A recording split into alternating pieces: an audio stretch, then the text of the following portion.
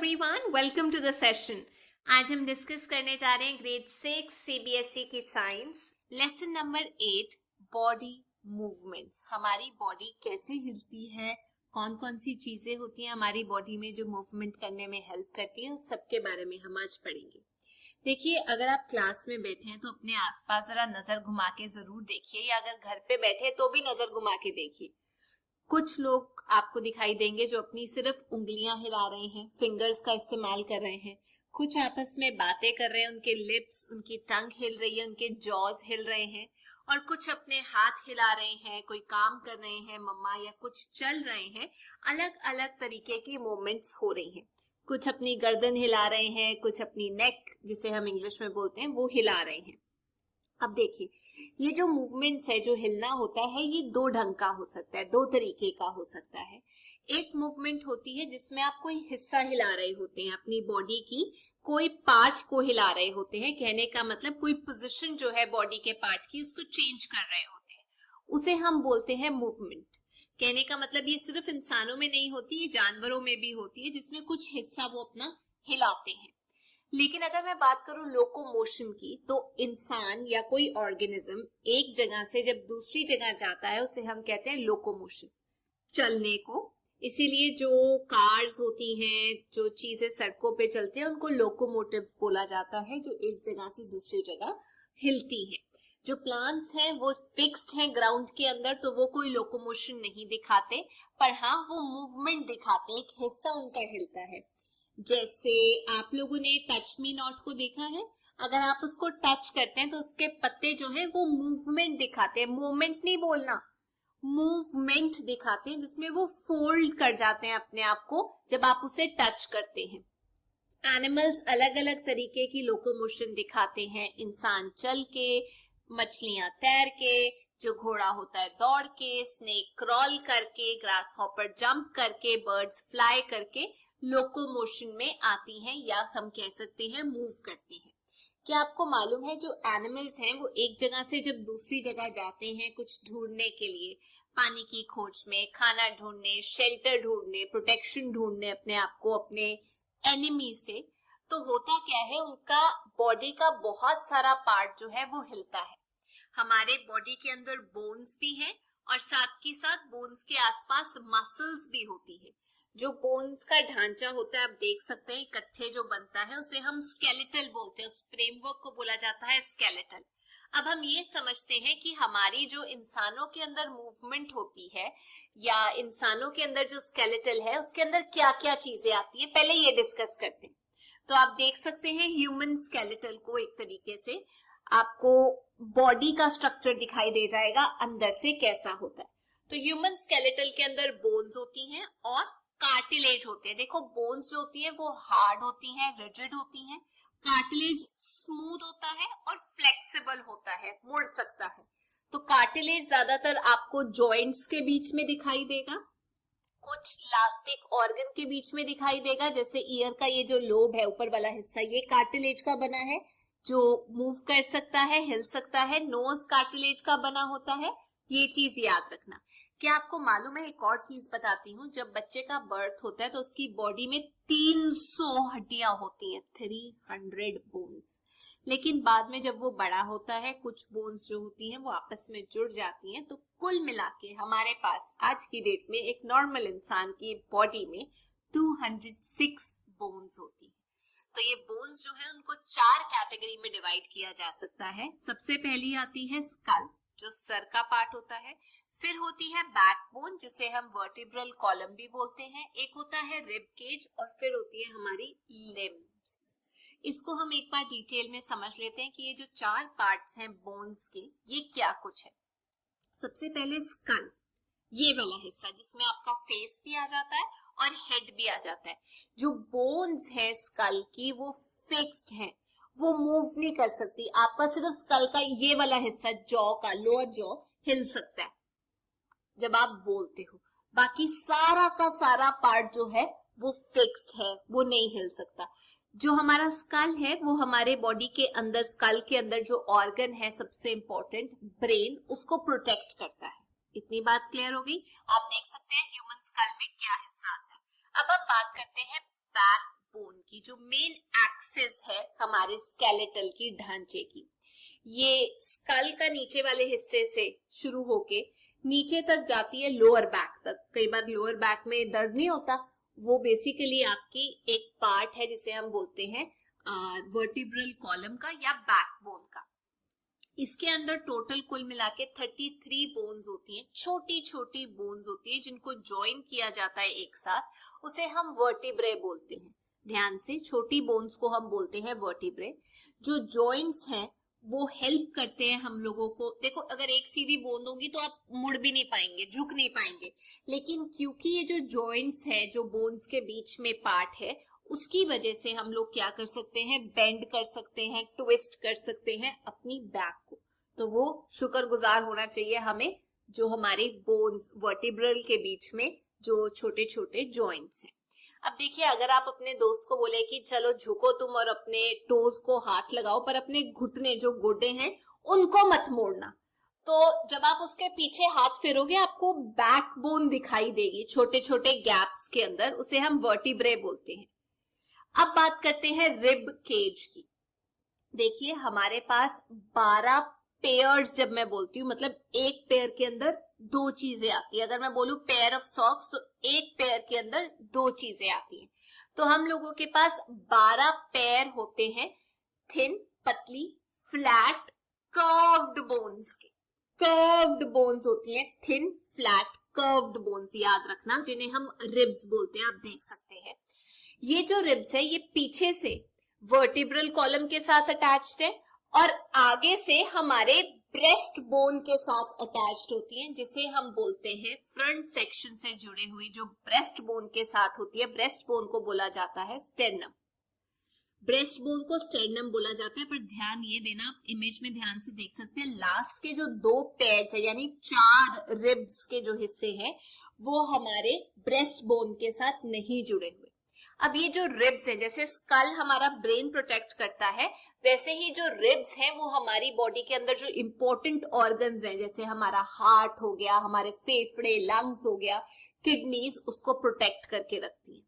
अब अगर आपको ये रिब्स कैसी होती है इसका अंदाजा लगाना है, तो आप क्या करो, एक लंबी सांस लो, उसे थोड़ी देर के लिए पकड़ के रखो, मतलब रिलीज मत करो। अब अपनी चेस्ट को टच करो, ठीक है। थोड़ी देर बाद आपको यहाँ हड्डियां दिखनी शुरू हो जाएंगी, कुछ ढलान, कुछ ऊपर को जा रहा है, कुछ नीचे को जा रहा है, वो आप बेसिकली अपनी रिब्स को टच कर रहे हो। लास्ट की 2 रिब्स ब्रेस्ट बोन के साथ नहीं जुड़ी होती। अब हम बात करते हैं लिम्स की। देखिए, 2 पेयर्स होते हैं लिम्स के, यानी कि टोटल 4 लिम्स होती हैं। एक होती है 4 लिम्स, ये जो आर्म्स होती है हमारी, इसे 4 मतलब आगे वाली, और हाइंड लिम्स मतलब पीछे वाली जो होती है उसे हाइंड लिम्स बोला जाता है। वो होती है हमारी लेग्स के अंदर। जो हमारी बोन्स है हमारी आर्म की, इसे हम आर्म बोलते हैं। आर्म्स की जो बोन है वो बॉडी के मेन एक्सिस के साथ जो जुड़ी हुई है, वो शोल्डर्स के साथ जुड़ी हुई है, जिसे हम पेक्टोरल गर्डल्स बोलते हैं। वैसे ही जो हमारी लेग्स की बोन्स है वो बॉडी के साथ जुड़ी हुई है हिप बोन के साथ, जिसे हम पेल्विक गर्डल्स बोलते हैं। नीचे पेल्विक, ऊपर पेक्टोरल, याद रखना। अब हमारी जो थाई बोन होती है वो हमारी सबसे लॉन्गेस्ट बोन बोली जाती है ह्यूमन बॉडी में, उसे हम फेमर बोलते हैं। और स्टेपीज जो है वो हमारे कान में होता है, उसे हम स्मॉलेस्ट बोन बोलते हैं ह्यूमन बॉडी का। आपको एक एक्टिविटी दी गई है कि एक शीट के ऊपर छोटे छोटे हिस्से जो बनाने हैं बॉडी के, वो बना के उसके बाद आपको इकट्ठा करके उनको एक स्केलेटल बनाना है, आप वो बना सकते हैं। एक और चीज मैंने आपको बतानी है, जो स्मॉल बोन्स हैं जो हमारी बैकबोन में पाई जाती है, उसे हम वर्टिब्रे बोलते हैं, इसको याद रखिए। उसके अलावा आपकी बुक में एक टेबल दिया हुआ है जिसमें ये पूछा गया है कि एक बॉडी पार्ट कौन सा है जो कंप्लीटली रोटेट कर जाता है, पार्शियली मतलब थोड़ी हद तक रोटेट करता है, और जो बेंड कर जाता है यानी कि मुड़ जाता है। मैंने आपके लिए वो टेबल कंप्लीट कर दिया है। जो हमारा हेड है वो पार्शियली रोटेट करता है, नेक पार्शियली रोटेट करता है इधर इधर और बेंड भी करता है। जो हमारा बैक है वो बेंड करता है। आर्म्स हमारी रोटेट कर जाती हैं कंप्लीटली अगर आप देखें, और साथ के साथ बेंड भी करती हैं। एल्बो हमारी बेंड करती है, कूनी। फिंगर्स हमारी बेंड करती हैं। लेग्स रोटेट कर जाती हैं, नी हमारा बेंड करता है, एंकल भी हमारा पार्शियली रोटेट करता है, बेंड करता है, और जो हमारे टोज हैं वो हमारे बेंड करते हैं। अब बॉडी की मूवमेंट्स और जॉइंट्स के बारे में एक बार पढ़ लेते हैं हम लोग कि किस किस पार्ट में कैसी कैसी मूवमेंट होती है। ये करने से पहले आपको एक एक्टिविटी करनी है। आपको एक वुडन स्केल लेना है, रोप, उसके साथ रस्सी या रिबन ले सकते हैं, और अपने दोस्त के ऐसे करके ये पूरी लेंथ पे वो वुडन स्केल रस्सी के साथ बांध देना है, ताकि उसकी ये जो मूवमेंट है ये ना हो पाए। वैसे ही एक स्ट्रेट जो स्केल है वुडन, वो उसकी लात पे बांध दो। तो आप ये देखेंगे कि क्योंकि जो हड्डी है वो सीधी हो गई है, वो बेंड नहीं कर पा रही, ना ही रोटेट कर पा रही है, तो इसीलिए हमारे ऐसे पॉइंट्स का होना बॉडी में जरूरी है जहां पर बोन्स आपस में मिलती हैं। जहां पर बोन्स आपस में मिलती हैं उनको हम जॉइंट्स बोलते हैं, जहां पर आप मोड़ सकते हो अपने हाथों को, पैरों को और बॉडी ऑर्गन्स को। तो चलिए एक बार जॉइंट्स और उनकी टाइप्स के बारे में पढ़ लेते हैं। जॉइंट वो जगह है जहां पर बोन्स आपस में आके मिलती हैं। याद रखना, बोन्स मिलने वाले पॉइंट को जॉइंट बोलते हैं। बोन्स को कनेक्ट किया जाता है एक इलास्टिक टिश्यू के द्वारा, जिसे हम लिगामेंट बोलते हैं। तो अभी तक हमने ये पढ़ा कि वो वाला पॉइंट जहां दो बोन्स आके मिलती हैं उसे जॉइंट बोलते हैं, लेकिन वो चीज जो जॉइंट और हमारे बोन को आपस में जोड़ती है, एक स्ट्रॉन्ग आप कह सकते हैं बैंड होता है, जिसे हम टिश्यू बोलते हैं। काफी सारे बैंड्स क्योंकि इकट्ठे होते हैं, जिसकी वजह से जो बोन है वो हिल सकती है जॉइंट के आसपास, उसे हम लिगामेंट बोलते हैं। तो बात क्लियर हो गई, बोन्स जुड़ती हैं जॉइंट पे। जॉइंट को बोन्स के साथ जोड़ने वाला जो एक स्ट्रॉन्ग टिश्यू होता है उसे हम लिगामेंट बोलते हैं। अब ये जो जॉइंट्स हैं ये दो किस्म के होते हैं। एक होते हैं फिक्स जॉइंट, जिसके आसपास जो बोन्स हैं वो नहीं हिल सकती। जैसे आप कह सकते हैं स्कल के अंदर जो जॉइंट्स हैं वो हमारे फिक्स हैं, जहां बोन्स मिल रही हैं पर जॉइंट का हिस्सा आप इमेज में देख सकते हैं हिलता नहीं है। दूसरा आ जाता है मूवेबल जॉइंट्स, जहां पर आपकी बोन्स जो है वो हिल सकती हैं, पर ऐसा भी हो सकता है बोन्स जो हिल रही है वो एक डायरेक्शन में हिले, कोई बोन कोई अलग डायरेक्शन में हिले, कोई तीसरी डायरेक्शन में, यानी कि ऐसे करके भी हिल सकती है। तो उसको हम पढ़ लेते हैं कि जो मूवेबल जॉइंट्स होते हैं, जिसके आसपास बोन्स जो है वो मूव कर सकती हैं, वो 4 किस्म के होते हैं। ध्यान देना, सबसे पहला होता है बॉल एंड सॉकेट जॉइंट। इसमें क्या होता है, जैसे एक डंडी है, आप ले लो बोन आपकी, वो जो है वो दूसरे सॉकेट के अंदर फिक्स हो जाती है, कैविटी जैसा होता है उसके अंदर फिक्स हो जाती है, ऐसे ऐसे करके हिलती है। आप इमेज में देख सकते हैं। मान लीजिए आप इसको खुद भी बनाना चाहें तो बना सकते हैं। 2 बॉल्स ले लीजिए, ठीक है, और एक बॉल के ऊपर एक पेंसिल लगा दीजिए, दूसरी बॉल को आधा काट दीजिए, अंदर से वो खोखली होनी चाहिए। तो ये जो दूसरे वाला है ये आपके पास बन गया सॉकेट जॉइंट, और ये वाला बन गया आपके पास बॉल। तो इसको जब आप इसके अंदर डालेंगे तो आपके पास आ जाएगा बॉल एंड सॉकेट जॉइंट, जो किसी भी डायरेक्शन में हिल सकता है। क्लियर हो गया? अब हम चलते हैं अगले जॉइंट की तरफ। दूसरा है पिवट जॉइंट। इस जॉइंट में एक बोन जो है वो एक सिलेंडर के तरीके से होती है, गोल स्ट्रक्चर होता है, और नीचे उसके एक रिंग होता है। या तो ऐसा हो सकता है कि जो सिलेंडर है वो रोटेट करता है रिंग के अंदर, या रिंग जो है वो बाहर की साइड से रोटेट करती है सिलेंडर के बाहर। तो ये जो जॉइंट है ये ज्यादातर आप अपने नेक के आसपास देखते हैं, जहां पे आपका जो नेक है वो सिर को मिल रहा है, वो पिवट जॉइंट है, जिसकी वजह से आपका जो हेड है, सिर है, वो आगे की तरफ को जाता है, पीछे की तरफ, लेफ्ट और राइट ऐसे भी घूमता है। तो आप ये सोचिए, आपको आवाज भी आएगी जब आप इसको घुमाते हैं। वो पिवट जॉइंट है, मतलब एक सिलेंड्रिकल बोन जो है वो रिंग के अंदर ऐसे करके घूम रही है। तीसरे वाला होता है हिंज जॉइंट। हिंज जॉइंट को मैंने बचपन से ऐसे याद किया हुआ है, जैसे आपका दरवाजा जो एक ही डायरेक्शन में ऐसे करके हिल सकता है। जैसे मैं एल्बो की बात करूं, ये एक ही डायरेक्शन में हिल रहा है, गोडे के पास जो सेक्शन है वो भी ऊपर नीचे ही हिलता है। तो जैसे दरवाजा या तो ऐसे खुलता है या दूसरी साइड को खुलता है, वैसे ही जो हमारा हिंज जॉइंट है वो एक पर्टिकुलर डायरेक्शन पे ही घूमता है, उसको हम हिंज जॉइंट बोलते हैं। हमारी उंगली भी, ये देखो हिंज जॉइंट, ऊपर नीचे, ठीक है। वैसे ही हमारे जो घुटने हैं, जो हमारे टोज हैं, वो भी ऐसे करके कई बार घूमते हैं। बेस्ट एग्जांपल हो गया हिंज जॉइंट का, आप ये कह सकते हैं, ये एल्बो। फिर है अगला ग्लाइडिंग जॉइंट। ग्लाइडिंग जॉइंट वो वाला जॉइंट है जहां पर जो बोन है, एक बोन जो है वो दूसरी के ऊपर क्या करती है, ग्लाइड करती है, पर थोड़ी सी मूवमेंट होती है सब डायरेक्शंस के अंदर। तो इसका बेस्ट एग्जांपल ग्लाइडिंग जॉइंट का आप ले सकते हो एंकल बोन्स के बीच में जो होता है या रिस्ट बोन्स के बीच में जो होता है। आपका जो पैर है वो थोड़ा सारी डायरेक्शंस में घूम सकता है क्योंकि वो स्लाइड करता है दूसरी बोन के ऊपर। तो ये एग्जांपल आ जाता है ग्लाइडिंग जॉइंट का। अच्छा, अब हम पढ़ते हैं हमारे बोन्स को जो स्ट्रक्चर सपोर्ट करता है जिसकी वजह से मूवमेंट होती है बॉडी के अंदर। एम से मूवमेंट, एम से आप कह सकते हो मस्कुलर सिस्टम बोला जाता है। अभी तक हमने ये पढ़ लिया बोन्स क्या होती हैं, स्केलेटल क्या होता है, जॉइंट्स क्या होते हैं, कार्टिलेज क्या होते हैं।